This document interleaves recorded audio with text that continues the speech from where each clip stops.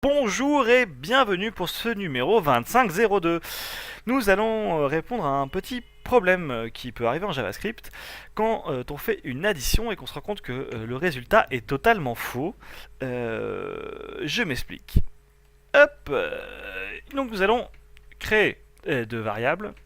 Une variable nb1 qui va avoir comme valeur 1 et une variable nb2 qui va avoir comme valeur 1, mais cette fois-ci affiché comme ça. Et donc on va lui demander de faire l'addition de... Ah, je vais la taper. De ces deux chiffres. Et là, au malheur, nous avons 11. Pourquoi? Parce qu'en fait, JavaScript a fait une concaténation. Une concaténation, c'est quoi? En fait, c'est en gros mettre deux variables bout à bout en faisant ça comme si c'était du texte. C'est-à-dire que si j'ai une variable qui contient bonjour et une variable qui contient Sam, que je fais une concaténation, je vais avoir bonjour Sam, en espérant que j'ai mis un espace entre bonjour et Sam, sinon ça va pas être très lisible. On l'utilise à longueur de temps dans notre script, si je reviens sur le script de galerie. Ici, on fait une concaténation de plusieurs variables, de la variable de ce petit bout de texte avec cette variable, avec ce petit bout de texte, avec cette variable, et ainsi de suite.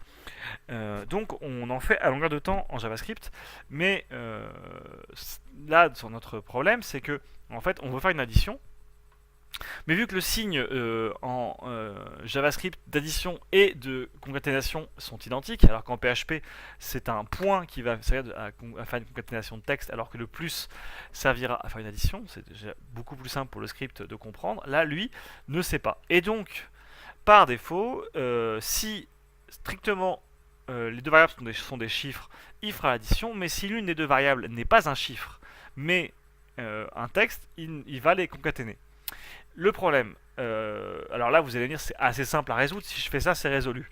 Oui, mais là mon exemple est simple. Mais si je récupère une des variables en JavaScript, par exemple, enfin en JavaScript, en Ajax, parce qu'on est déjà en JavaScript, ou justement que je récupère ma valeur dans du HTML, je récupère la valeur que l'utilisateur a rempli, par exemple dans un champ, ou qui est compris dans le texte, forcément ces valeurs ne vont pas forcément être compris comme un chiffre tout de suite. Du coup, il va falloir lui dire que c'est un chiffre grâce à une fonction qui s'appelle number, qui du coup va lui dire ceci est un chiffre. Et du coup, si j'actualise, il va bien trouver 2. Bien sûr, au lieu de faire ça sur chacune de vos additions, si vous allez faire plusieurs fois l'addition, autant une fois que vous avez récupéré la valeur, la transformer en chiffre, comme ça, et du coup, à ce moment-là, toutes vos prochaines opérations feront bien 2. Voilà.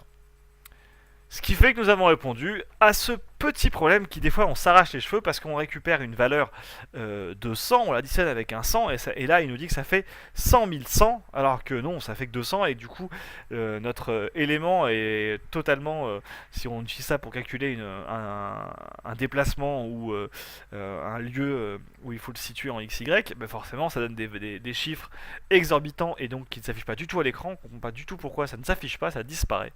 Voilà, donc c'est un des gros problèmes qui nous arrive. Et on a répondu aussi à la question pourquoi 1 plus 1, c'est toujours pas